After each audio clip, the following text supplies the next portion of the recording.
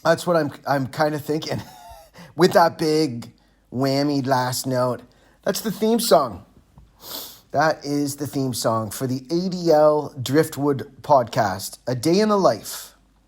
Mr. Driftwood. That's me. How you doing? I haven't recorded that song yet, so that's the version. Just me. Do you want to hear it again?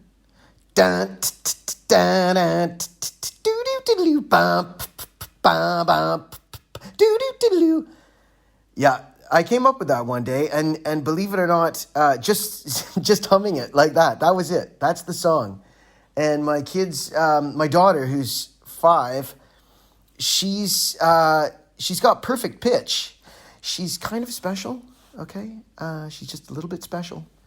I say that sometimes to be facetious about her. She's quite gifted, except people think that I'm being serious, and then I look like the douche that I'm trying to make fun of, one of those helicopter parents. Anyway, she really does have a very good ear for music. Like, it is essentially perfect pitch. When she starts singing a song, it's always in the key that it's in, or whatever key she's learned it in. And she remembered that song. She goes, "Daddy, remember the song?"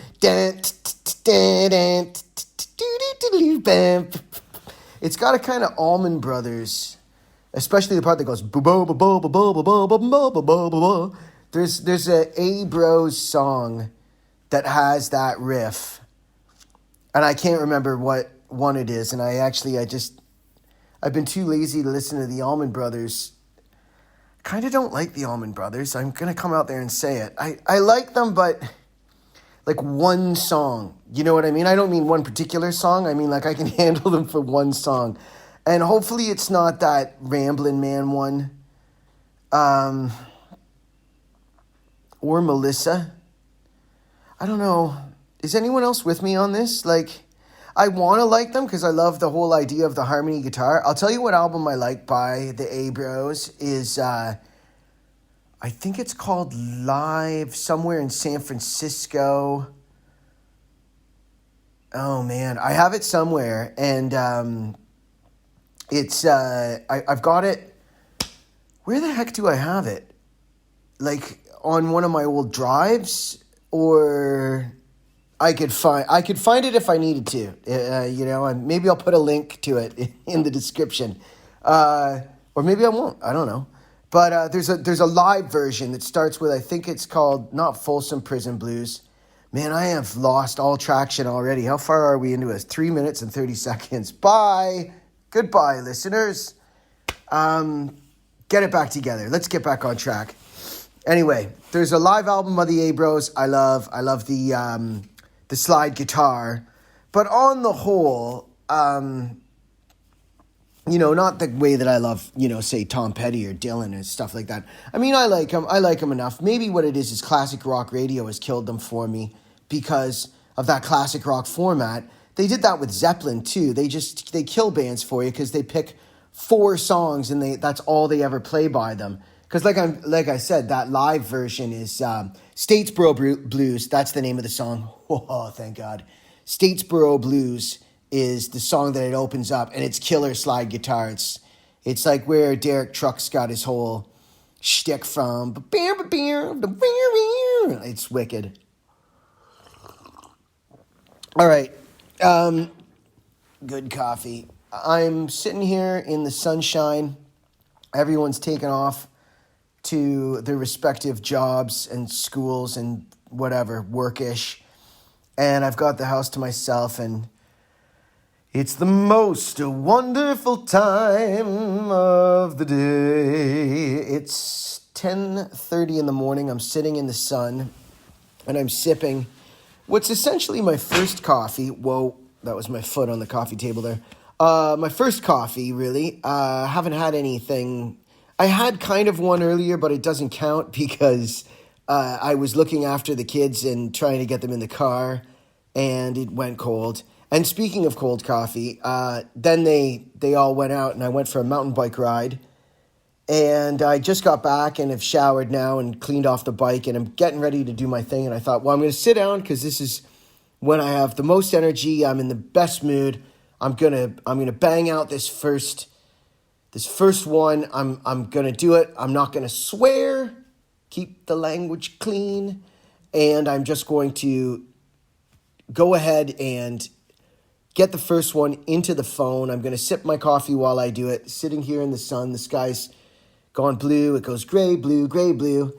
It luckily didn't shower rain on me while I was out there, and this is what I'm going to do. So I have one in the can, and I've practiced this a few times. Can you tell? I think this is going pretty good. Look, it is what it is, okay? You got to do a lot of these things to get better. I have figured out things along the way. I've figured out that I don't want to... Well, if I swear, then I want to bleep it out. So then I've got to go through with a fine-tooth comb and put a bleep over it. So it's just easier to try not to swear. And I'm going to try not to say too much or smack my lips. But both of those things are kind of habitual and more like a tick than anything. So I've written out some points to kind of go through. And I'm trying to do the whole thing from my phone as much as possible on my phone. Oh, I never talked about speaking of cold coffee. By the time I finally got back and had my coffee... it was cold. The coffee maker had turned it off, and so I've nuked this coffee. So it actually tastes pretty gross, but I wasn't up for making another pot.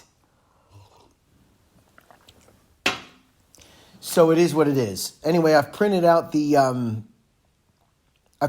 few topics that I want to discuss, and I printed from my phone because one of the rules that I've made for myself, besides not swearing, not smacking my lips too often, not saying is there a few other rules? I'm going to try not to call people out by name, okay? Because not saying anything negative about anyone or anything is going to be way too hard, and I don't want to be like Entertainment Tonight. So instead, I'm just going to try not to just if I do call someone a douche, that's one of the words I'm going to allow. I don't think it's a bad word. You know, the Dutch use it synonymous for wash, you know? I like to douche in the shower. So I think that one's fine. That's going to go in place of a lot of words, I think. Anyway, if I do want to call someone out for being the douchebag that they are, I'm not going to say their name. All right, let's move on. So I printed off a list of topics from my phone. I've never done that before. It was quite a heady experience. And you just go into the Notes app up in the right corner there, look down, save to font. What is it? They have to make it too many steps. Of course, there can't be a print button right there. It's got to be like explore this thing or whatever. I don't know. It's a few steps in and then it's print. What printer do you want to go to? Yes, this one, go. And it did. It printed it off and it came out in really nice font. I mean, big. It's like old guy font, and I appreciate that. I don't have to put on my glasses to read this. It's the size of like one of my daughter's like early learning reader books. Like that's the size of the font. It's fantastic. So hey, new life hack. There you go. So anyway, look, we'll just get started with what this is about. As you can see right now, it's about drinking coffee, dogs, daughters, New York. Have you ever seen Coffee Talk? That was on Saturday Night Live back in the classic era. Mike Myers. And I don't know if you remember that skit. Coffee Talk. It started out with Paul Baldwin, and then it switched to Linda Richmond. I don't know if you remember that little detail, but I recall that's right when I started watching Saturday Night Live, because it's, a little bit. That's a little bit after. I started watching it, Dana Carvey, the church lady. But yeah, Coffee Talk. And this is my version of Coffee Talk. It's about a day in the life. That's what it is. ADL Driftwood, a day in my life. And it's boring. And it's frustrating. And it's going to be frustrating to listen to. Are you frustrated yet? It's about me trying to live my best life. How annoying was that? It's about me trying not to annoy people, but still to have a voice. And now it's really not a good time for middle-aged white guys to have a voice. It seems like most of the internet wishes that we would go away. But I'm back. I'm still here. And I'm, I don't really care who listens to this. I'm not trying to, it's not a big money maker for me. This is just a kind of journal that I'm keeping. It's maybe here comes another douche term. Accountability? Do you like that word? Keep myself accountable for, the lifestyle. I've been trying to change a lot of habits for a long time.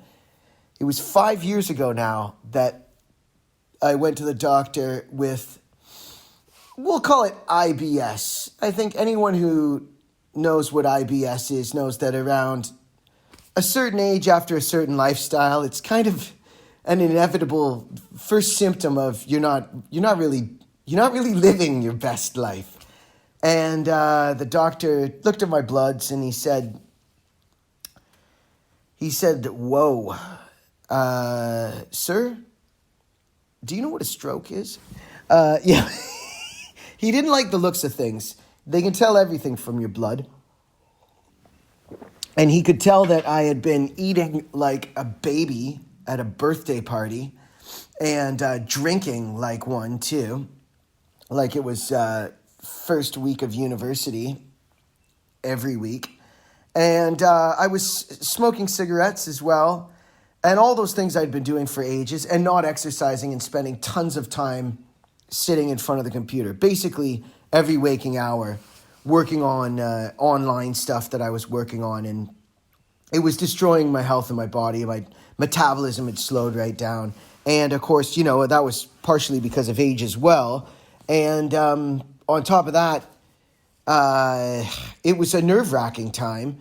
So I had all this cortisol firing through me because I was constantly in fight or flight, and I had ballooned up to at my worst, at my fattest. I'm going to use that term, okay? At my fattest, because it's about myself. I'm not calling someone else a fatty. I'm calling me. I was 92 kilograms, which now I'm going to have to use my phone while I'm recording to look up what that is. But so I was 92 kilos, and that is big for my size. I'm 5'9". It was defined as obese at that point. Kilogram. Oh my gosh. Sorry, everybody. There we go. Pound. Let's see if I do this once. Okay. Yeah, that is big. Wow. I crossed 200 pounds. So at my worst, I was 92. You could see it in the face. It was pretty awful. And so since then, at my best, I got down to, let's say 79. I was under 80. And that was nice. Okay, 174. I can live with that. I think my ideal is supposed to be like 169. Or 164. I can't remember. I know that at my lightest ever, sorry, I'm doing the pound kilo conversion because down here in New Zealand, everything is kilograms on the scale, so I've just gotten used to that. And I do know that a lot of the world is pounds, unless you're in England, and then it's stone, and forget that. So that's even older than pounds, isn't it? So yeah, my worst was 92, and of course stressed out. And when you're that bad and you've really let yourself go, there's so many things to try and rein back in. All the cards are stacked against you. It's really hard because it's at that point it's habitual and it's lifestyle. And one by one, I started taking care of things, but it took ages. I fought for 2 years and didn't make it anywhere. It's been 5 years. Are you ready for another douchey term? It's been a weight loss journey, okay? Won't you join me on this journey? Oh, man. I've lost everybody by now. This is the first one, remember. Okay, I'll get better, I promise. So, up and down and up and down. I'm not going to go into the full story. I did discover at some point what they call low carb, but it's not keto. And I do try to eat low-ish carb. And when I say low carb, it means just not a mountain of spaghetti and not a mountain of any kind of pasta or bread or that stuff. You try to just build your meals around, that palm-sized piece of protein and then as many cruciferous vegetables as you would like. And then I do a little bit of carb because I find that it helps with digestion, because going back to the IBS, I find if I just go protein and veg, for some reason there's with no starch, it doesn't digest very well. So it's been a long, tumultuous pathway of ups and downs and binges and everything, and I'm not going to go fully into it. I will say that at one point recently, I got down to 79 kilograms. So what did we say? 174 pounds. I was pretty happy with that weight. And I was exercising and really keeping the food intake to just basically lunch and dinner, and then trying so hard not to snack. But I haven't done a restrictive diet where you say, I'm not going to eat this or I'm not going to eat that. Oh, by the way, at some point we're going to talk about music. This is the preamble about lifestyle and family, and then the second half we'll get into music. So if you're here because you saw the, I don't know, I think I'm going to put some thumbnails, some guitars in the thumbnail images. I don't know, man. What do you want? Okay? I'm doing my best. So anyway, let's continue with the weight loss journey. So I got down to that weight. And you know what happens when you get down to that weight. You just bounce right back up. So anyway, long and short, earlier this week, I stepped onto the scale and lo and behold, 84 kilos. How did that happen? And I've been thinking for the last little while, I was like, oof, these pants are getting tight again. What's going on? And it seems like my tub of guts is kind of protruding a little bit more than usual. What's happening here? And sure enough, I was scared to step on the scale because I try not to make it a ritualistic thing. I don't really check it that often. But, I just feel like if you're going to live your life the way you live it and you just feel good and your clothes fit good, that's what more do you want at my age? So you want to live that way. But I stepped onto the scale and was like, okay, that makes sense. And then I just thought back to the last couple of weeks and it's like, oh yeah, I did order pizza, and then we've been almost habitually doing junk food every Friday, pizza or fish and chips. And it's just because you don't want to cook. Because like I said, I didn't cut out anything. I just controlled the portion size, the time that I eat, and ramped up the quality. Because I know people want to go with those goofy, very restrictive diets. I don't want to say anything bad about different diets, but if it's too restrictive, you just pine for it. You pine away for the thing that you're now not allowing yourself to have. So I'll get into the cigarettes and the booze and all that in another date, because right now we're just talking about the fatty.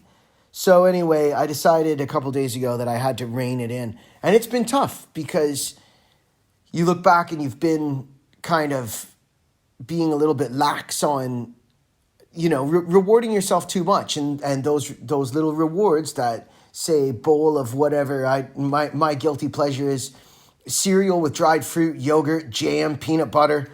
That turns into a mountain of just calories. And that's the one that I go to because we couldn't keep the Doritos and the other junk food in the house any longer. So you're like, okay, I'm giving in to temptation after dinner. I'm gonna have something. And so you just start raiding the pantry looking for anything with sugar in it. And that's what it winds up being. And then it's just substituted. But on top of doing that too often, stuff has made its way into the house, let's just say. And then there's still been the alcohol. So anyway, the good thing about trying to lose weight repeatedly for a long time is that you develop habits, and slowly your lifestyle becomes part of your lifestyle. It's not that I'm on this restrictive diet and every moment you're always thinking about it. Because I remember when I first tried to change my habits, oh man, the hormones, like after, let's say, a bike ride, like what I just did this morning, I would be eating everything in the fridge. The hormones would be going crazy right now. And it's only 11 o'clock in the morning, but now I can hold out until I'm going to have lunch at 12:30, and I'll do it'll be something structured, leftovers from earlier this week, protein, like I said, exactly what I described, just in the form of leftovers, and then party's over, nothing else until dinner. Anyway, that's the lifestyle I'm trying to live right now, with exercising regularly, and then keeping up on all the stuff and being a good dad, a house dad. I'm doing the cooking these days. I'm at home, and so I'm doing those things. But honestly, so here we're getting into some more of the notes. You know what life feels? You would think, oh, you just sit around all day at home and just have all the comforts of home. No, not true at all. You're constantly looking at the clock. The TV never comes on, right? Don't think that, it's constant trips to the snackaroo and TV blaring all day. It's nothing like that. It's a to-do list that you can never get through. And yesterday I had, as they call them down here, tradies in the house, installing some cabling, some internet cabling, extending it up into the second floor, which I've needed to get done for a long time. And so these guys were here, and so then you're at their mercy, moving furniture around, accommodating them, and the whole time I'm looking at the clock because I got to be at the school at 3 o'clock to pick up my daughter, and at the same time I'm cooking a shepherd's pie for dinner. So I'm like, I'm staring at the clock, I'm answering this guy, they're coming into the kitchen, sir, they didn't call me sir, but, do you have a vacuum cleaner? We've made a bit of a mess upstairs. And so you're doing all this. I'm looking at the sky. I was like, you know what I am right now? Minus the blow, the addiction, and being a drug dealer in a helicopter in the sky. I'm Ray Liotta from the last scene of Goodfellas. Like, I had to stir the sauce, but the whole day I had to be here at 3 and I had to drop off this. I'm like, I feel like him. Like I'm going to have an anxiety attack. And the whole point of, trying to work from home and have a bit more of a simpler lifestyle is not to get the anxiety shooting through the roof all the time, because when you do that, then the cortisol fires off. Then you have no chance of losing weight because you're always in a fight or flight state. And even if you exercise or restrict your diet, your body just holds on to fat. And then when I'm in that fight or flight state, I want to drink. I want to drink booze, and I want to start right in the middle of the day because that's a reaction that I have. That's my knee-jerk reaction. Something happens, I just go, oh, I need a drink. And so it's a daily struggle to try and not get my anxiety level up to that point so that nothing is ever a big panic. Because I've come up with this theory that nothing is bad to do, okay? I used to be a house painter, and I still do painting around the house here. And if I have plenty of time to do it, it's not even that bad. I remember doing it for a living and thinking it was, it sucks. But it's not true. I didn't actually mind doing it. It's just if you're in a rush, everything stinks. And I lived my life for about 6 years, always in a rush. And when you're in a rush, nothing is enjoyable, no matter what it is you're doing. It could be the funnest thing. Just think about eating lunch. If you have 15 minutes to shovel it in your face, it doesn't matter what the food is. It's no fun. You're just trying to shovel it in your face before a siren goes off, whatever that is. In my case, the siren is my young son screaming in my ear because he's 18 months. So I'm always trying to keep the anxiety level low by staying calm and enjoying the process of things. And so I was trying to just enjoy the process of making this shepherd's pie, right? I'm just going to do the meat, and then I got a system for the veggies, and it's going to be, aren't I a great guy making dinner for everybody? But the whole time, it's just slightly getting out of control as I'm like looking at the clock, and then the clouds are coming, and we had some horrific rain because it's getting into autumn down here, and this is the change of seasons, and when that happens, it pours rain, and so unlike the Pacific Northwest where it pours rain for 2 weeks straight, here generally it's on and off and on and off through the day. So you get windows of nice weather. So if you want to brave it, go on outside, you may get soaked. And it's generally right as you're walking from your car to the school to pick up your kid. That's right when the skies decide to open. So yeah, like Ray Liotta, I'm looking at the clock, I'm trying to cook dinner, I'm thinking about picking up my kid. It was just, what a day. And I thought, this is the very thing that I don't want life to be like. I've made all these changes, and here it is. This is no better than when I was managing a crew of people and fielding their questions all day. And,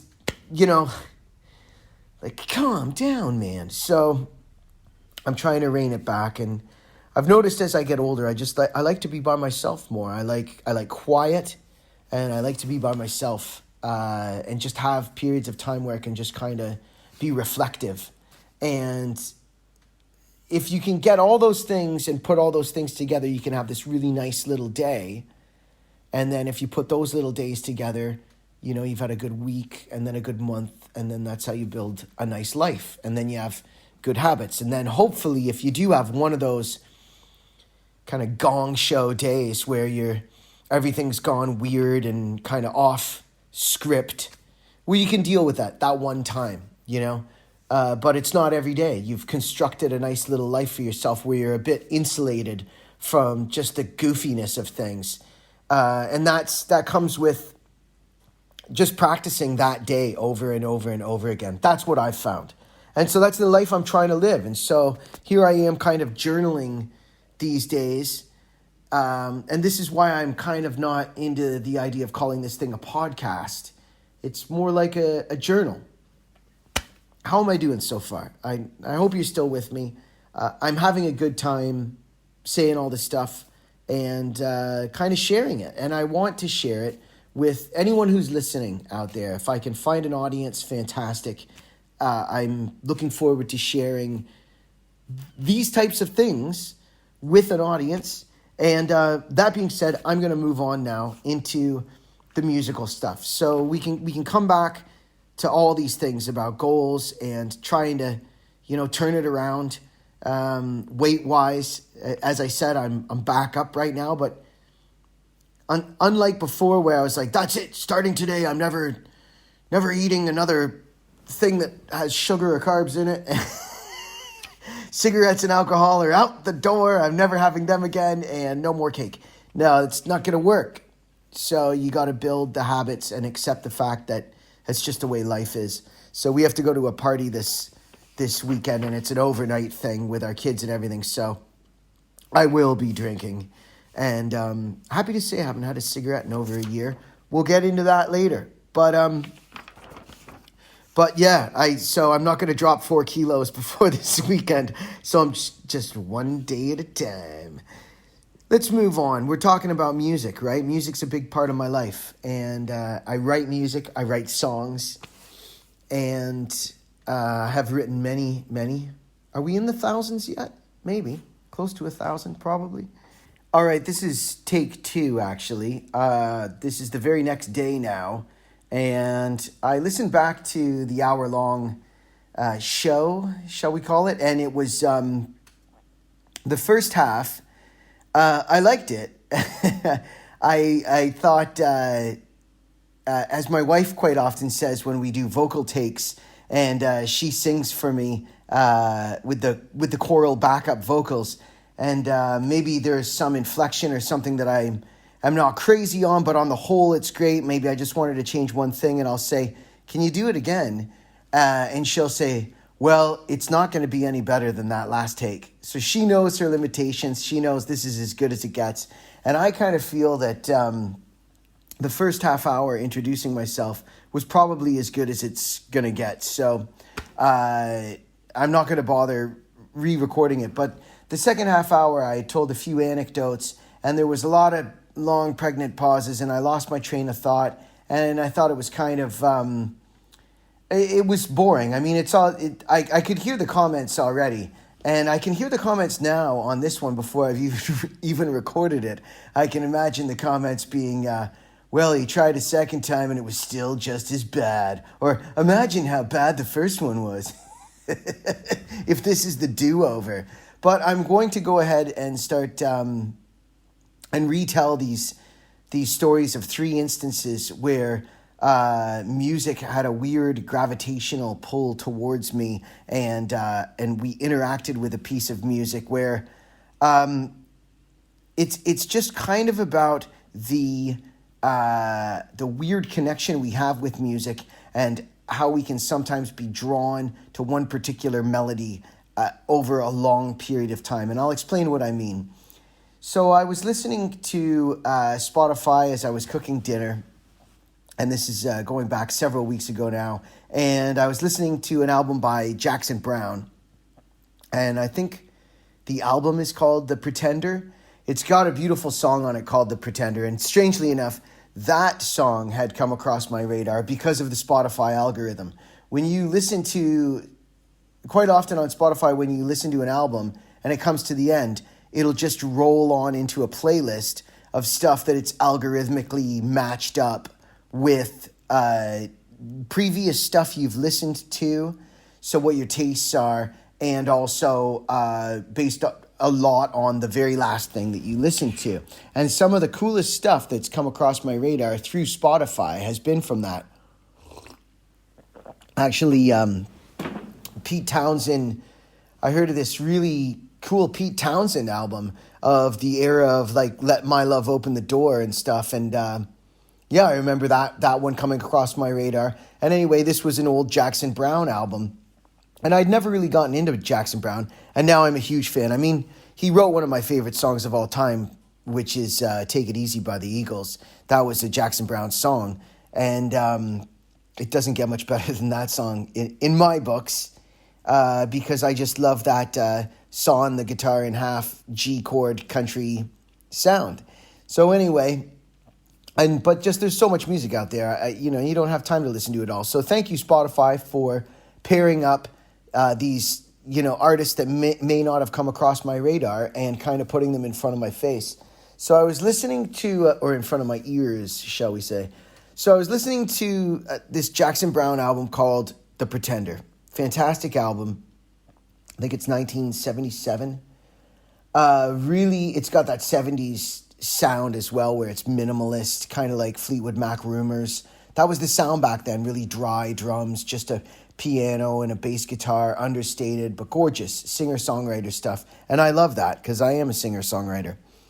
And it rolls on into just a playlist of stuff. And all of a sudden, a guy comes across my radar, and I've never heard this song before. And as I'm listening to these various different music songs by kind of more obscure type bands I hadn't heard of, one called Drivin' and Cryin', they were cool. They came across my radar later when I was reading the book written by the drummer from the Black Crowes. He said that Drivin' and Cryin' were a big Atlanta band in the early 90s when they were coming up. And so anyway, there it was. They came across my radar and some other ones, and all of a sudden there's this one, and it's this big sexy hook. And speaking of big sexy hooks, that's going to become a show on this podcast in the future where we kind of explore songs that have big sexy hooks. That's a Michael Bolton reference if you've seen that video by The Lonely Island. Anyway, moving on. This song came across my radar, big sexy hook. And it goes, wasn't I always a friend to you? Wasn't I always a friend to you? And it's just really hooky and awesome. And I was like, what is that song? And I looked at the phone, and it says Alejandro Escovedo. And I'm like, who is that? And so I start kind of looking into him. And the first thing that surprised me was that all of his albums are in English, because I thought for sure this is going to be a Spanish-speaking guy who's doing an English album like Julio Iglesias, or just his primary language is with a name like that. He didn't take a stage name. Nope, he's always been that, and he's got a massive catalog of albums, and he's kind of a musician's musician. So I start looking into him, and he's born in 1950, 51 or something. So that would make him 70 now. And man, is he prolific. He's still right around 2006. He's got an album every year on Spotify since 1998 up until almost now. He's got almost an album every year, 18 months or so. It's prolific. I was like, oh gosh, this is going to be too much. Sometimes it's like when you discover a TV show and there's 5 seasons of it, and you're like, I can't invest in this. Can I start over? That happens to me on Netflix constantly. It happened just the other night. I went to go watch a show. It had Martin, what's his name, who was in, I know his name's Martin something, and he was in the Lord of the Rings movies, but I always know him as the first Jim from The Office, or he was the Office guy in Ricky Gervais's office, that actor. Anyway, I went to go put the show on, and I'm like, yeah, I love him. I'm going to watch this show. And I thought it was a movie, though. And my wife goes, no, that's a TV show. Are you ready to invest? And I was like, nope. I was in if it was a movie. I was excited about it. And but no, I don't have time for a series. It wasn't Fargo either. It was something else. Anyway, holy crap. Stay on topic, man. This is the second take of this, too.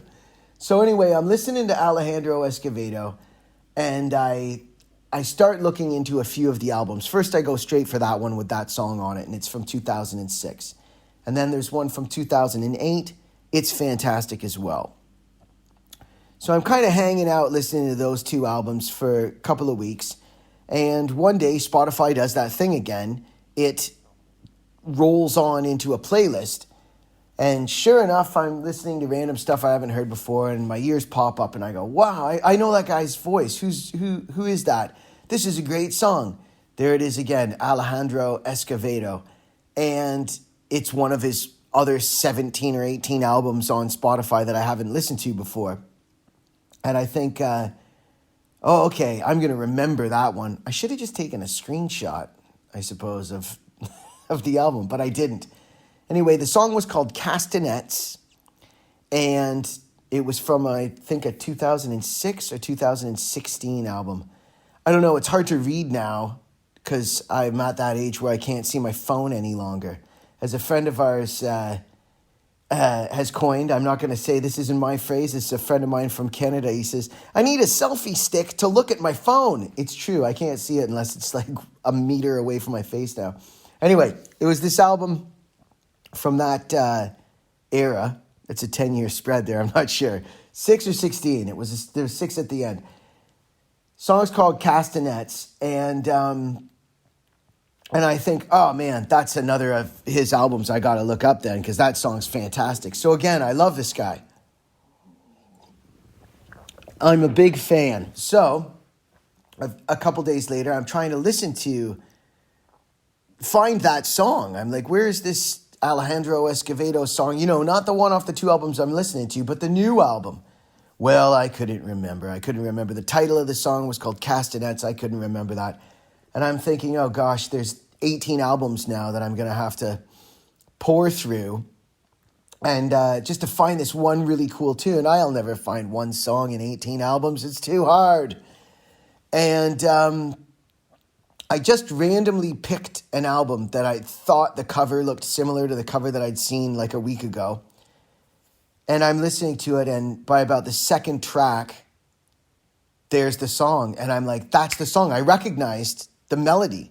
I'm like, that's the song that kind of made me perk up. So it's a very weird thing, music, is that it's like a diamond in amongst coal, you know, or like a gold nugget. Like, you can listen to a ton of it and be like, nope. And then when you hear that one song, you're like, that's the one I've heard a long time ago. I recognize that song. I recognize that taste, that flavor to my ears.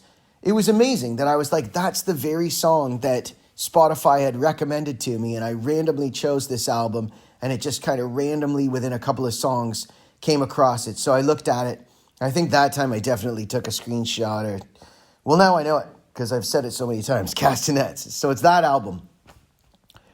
But I thought, isn't that weird and lucky that I found this song out of 17 albums, and I didn't have to go sit there carefully listening through 17 albums waiting for that hook to come across my ears. It just kind of gravitationally made its way towards me. And I wonder if you're listening at this point, if you've ever had an experience like that, because I have actually had several experiences like that. I had another experience, and it reminded me of this one. This is a huge one, probably my biggest in my life memory of a song coming back to me. Was one of my favorite bands of all time is the Tragically Hip. They're a Canadian rock band. And God rest Gordon Downey's soul. He was the singer from that band, and he went too young just a few years ago now. It's hard to believe it feels like it was yesterday, but I think it was at least 2 years ago, the singer, he died of brain cancer. And much too young, in his early 50s. But I grew up listening to this band. I discovered them in high school, and I was one of those Canadians that just loved them. They never broke in the States. They were a uniquely Canadian thing. And as they were coming up, they were our band. They were the ones that we would make a road trip down to Toronto to go and see these guys play. And I saw them play at Ontario Place when it had a spinning stage, so it was circular. It didn't matter where you sat on the outside, the stage spun. Fantastic concert. And they were promoting, at that time, their first album. And I saw this concert, and their big song at the time was a song called New Orleans is Sinking. And it's a blues jam in the key of E, and that's all it is. It's a 1-4-5 blues pattern, right? Goes to the 5, turn around and back onto the root. Lands on the root. New Orleans is sinking, man, and I don't want to swim. Great song, killer guitar riff. Great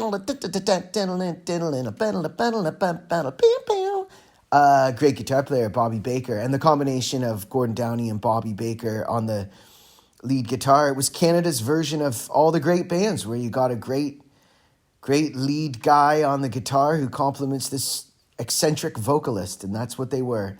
And I still love them. They're a very prolific band, too, for the years that they produced music. They were... there's a lot of albums out there, so go check them out. They're on Spotify. Anyway, I was at this concert. It's pre-university, and I hear this song, New Orleans is Sinking, but in the middle of New Orleans is Sinking, they go into this other song. So it's a huge jam, and all of a sudden they go into this other song, and it's dark. And it starts out mellow, but then it explodes into emotion, and it rocks out, and then it brings back down, and it's like this tumultuous emotional ride. It's in a minor key, and minor keys rock, man. And it just took me on this massive journey. And then when the song's over, They go back into New Orleans is Sinking. They land right at the beginning of the third verse of New Orleans is Sinking and finish that song. So they sandwiched this amazing thing I'd never heard before in between New Orleans is Sinking, in between verse 2 and verse 3. And making the whole track, 10 minutes long, but I loved every second of it. I was a super fan then and still am. And so then time goes on, a few months. When you're young, though, that seems like a long time, 6 months. And I'm talking with my friends and saying, I was at this concert this summer and it was fantastic. And they did New Orleans and Sinking. And then they went into this other song in the middle of it. And I couldn't describe what the song was. And by the way, this song has no chorus. There's no chorus in this song. It's just this epic story that rambles. And a few months later, they come out with a new album. And, it's amazing. People talk about, the Beatles era in the 60s when they would wait for a new Beatles album to come out. And I was that way growing up, waiting for Tragically Hip albums. I remember when... I forget all their names now. I think it's Fully Completely. I just looked this up the other day because I was going down memory lane, and that's where and I wanted to remember this story. So the album was, I remember when Fully Completely came out, and then this album was in the break in between Fully Completely. That's when I saw the show, and then this album came out, and it's called Day for Night, and that's the album that this song is on. And I hope I get that right. I might have the order mixed up. But anyway, so this album, Day for Night, had this song on it. But I didn't know this yet. I just hoped. I was like, the new hip album's here. Let's go have a listen. And I really hope that there's that song on it. But I was like, how am I going to know it? I don't remember a single word from the song. It had no chorus. And all I know is it was emotional. And it was kind of a roller coaster. And it was this epic song. So I sat there listening. I put the CD on and listened to it all the way through, track after track. And this particular song is late in the album. This song is called Nautical Disaster.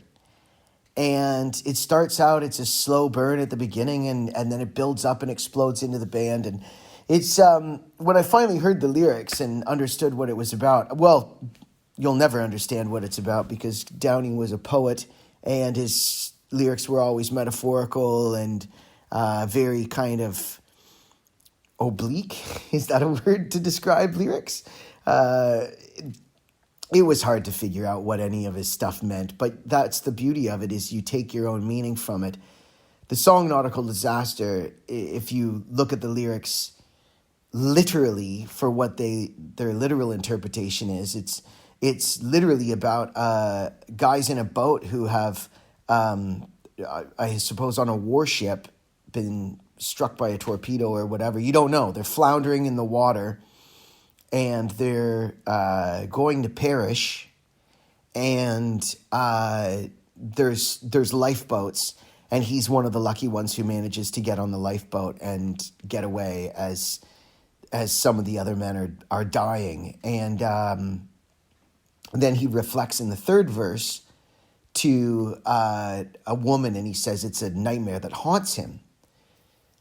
I have always thought that song is about a relationship, and it's all a metaphor for either losing a person or just a horrible, horrible breakup. That's what I've always thought. I'm getting emotional thinking about it because I love the song so much, and it still impacts me.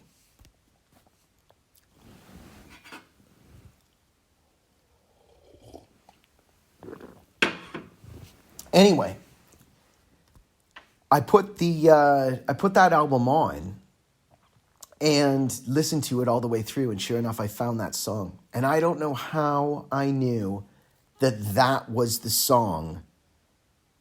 Like, I knew it. I knew it the way that when you taste cilantro, you know that you're eating cilantro. You know that flavor. That when you put cumin into anything, it tastes like you're south of the border, down Mexico way.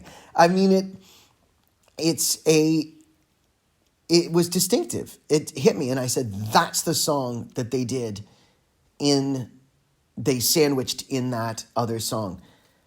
Now, it turns out 25 years later, 30 years later, I can't even remember what the year was, mid-90s. So, 25 years later, that's not really that surprising. Oh, they played Nautical Disaster in the middle of New Orleans is Sinking. Well, guess what? They have several live albums where they do that exact trick. So it's like, yeah, that's the song they always shove in there. But the thing was, the live album that they released where they do that trick on it, that live album didn't exist. So at this very time, nobody knew that. And of course, there was no real internet to look things up back then. So I just had to go on this memory of a song I'd heard one time standing at a rock concert. And I couldn't believe that I had found it again, but I had. So there's another example of us kind of gravitationally, almost like a magnet, magnetically getting pulled towards a song, a hook, a melody, the way that we put music together. I'm not sure, Tom Petty said music is magic. He said it's the closest thing he ever, saw on earth to magic. And I'm paraphrasing, but, that's pretty neat to hear a song one time and at a concert and 6 months later recognize it, particularly when the song has no chorus and no definable. I couldn't remember one lyric from the song, but I said, that's it. One more example.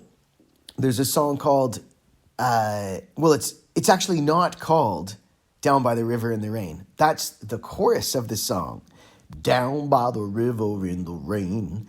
And we listen to it on a mixed CD that I get sent to me. They're called Groove Doodles. And I'm not going to go into the whole story of the Groove Doodles, but let's just say Groove Doodles are mixed CDs that arrive in my mailbox, and I love them. Because when I drive around in my car, I like to listen to CDs. I have a smartphone, obviously. Come on. What do you think I'm recording this on? But I don't like connecting it to Bluetooth, and it's just too hard. It's huge fines now for driving around with your phone, too. So, put the phone away, man. Give it a rest, all right? Get back to the 90s with a CD, brother. So I have these mixed CDs that arrive in the mail. It's not a CD of the month club. Well, it is, but I don't have to pay for it. Anyway, so I have various Groove Doodles. And the guy who makes the Groove Doodles for me, he puts the title of the song and the artist and title. He goes through all this trouble. He's just a music lover who sends them to me. And friend of ours. And anyway, so there was one that I was listening to, and this has got to go back 2 years ago now, and it had the song Down by the River in the Rain, and my daughter loved it. So one day she was asking for it recently. She said, Daddy, I want to hear Down by the River in the Rain. And I tried to look it up on Spotify first just to immediately find it, because I had a stack of 12 discs, and I was like, I don't want to go looking through all of them, because I had moved on to a newer Groove Doodle. On Spotify, I couldn't find a song called Down by the River in the Rain. It just wasn't there. And I didn't know the artist's name, because they're all mixed, and they're quite often obscure people that this guy is recommending to me to have a listen to. That's how I kind of got hooked on Keith Urban. Don't judge. I like it. He shreds on the guitar, that dude. And country guys do shred on the guitar. That Brad Paisley, whoa. Him and Keith Urban, man, they're on fire. They're like the country version of Eddie Van Halen. That's a whole nother podcast. But yeah, he's introduced me to a few. Another guy I want to mention, Jason Isbell, unbelievable songwriter. So anyway, Down by the River in the Rain. I couldn't remember who sang it, and now I can't find it on Spotify. So my daughter and I are driving home, and I pull out the stack of discs. We pull in the garage, and I'm like, I want to find this right now. I've had enough of this. This monkey business. I'm finding that song. So I start looking through all the discs, and I can't see it on any of them. I'm reading through copious amounts of, track listings and band names on 12 different discs. No glasses. You know about my eyesight. And I'm just like, I'm getting frustrated. And so finally I'm like, I don't know, sweetie. I can't find it. It's not on here. And that doesn't make any sense. So I grab one and I go, look, it was around this era. Here's some of the other songs that I feel like were kind of connected to that song. And you can understand that, right? Like, it's like if you hear, I don't know, Girls Just Want to Have Fun, you're going to think of Boy George next, right? Like, they're kind of in the same ballpark. So I'm like, it's kind of around this one. So I put the disc that I think was around that era, I pop it in. It finishes this one song. It's got like 15 seconds left of this one track. Quick pause, goes into the next track. Boom, there it is. Dong, ding, dong, dong. Starts into the guitar riff. We look at each other and we're like, this is the song. I'm like, oh my gosh. Here it is. What? I didn't see it on the track listing. I look on the track listing. The name of this track is Wednesday's Child. It's not called Down by the River in the Rain. It only says Down by the River in the Rain 400 times in the song. And then there's a throwaway line, Wednesday's Child, rubba-dibba-doo. That ends up being the title that they picked for the song. Frustrating. I can't blame them, though. I wrote a song called Strawberry. It doesn't say anything about strawberries in it. It's a move. People do it. So anyway, Wednesday's Child by, I don't know, Solomon Smith. I can't remember. I don't know. I don't know what the band's name was again. But this is the point about the music, is sometimes we don't remember the title, we don't remember anything about it, but there it is. It just boomeranged back to me like out of the blue. I couldn't believe it.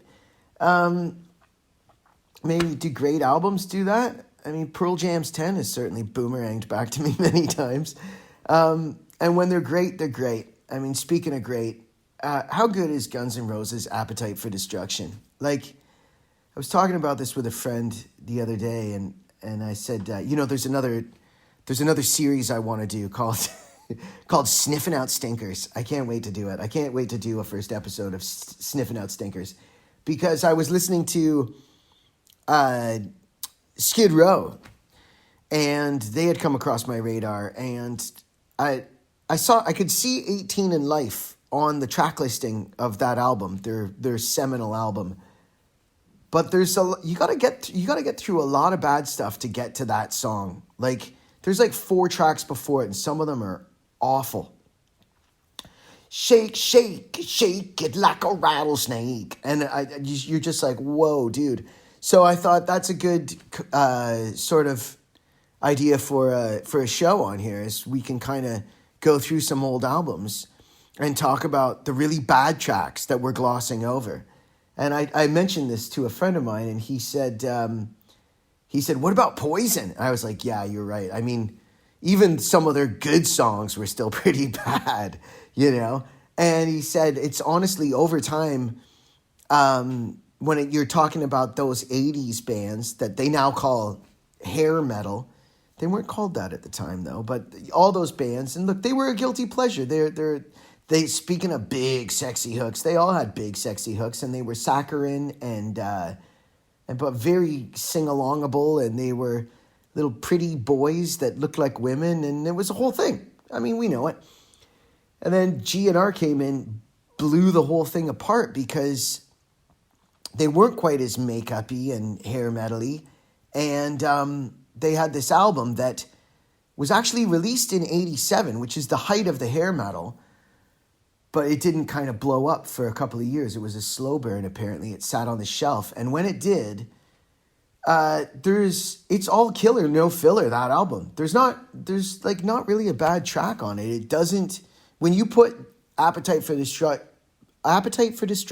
next to, say, Poison's Open Up and Say Ah, or the Skid Row album, and then you want to say you put those 3 track listings next to each other, and then take a highlighter and highlight the great songs on them. I don't want to say what makes this song great. You know why? Rick Beato, huge channel, he's trademarked that phrase, what makes this song great.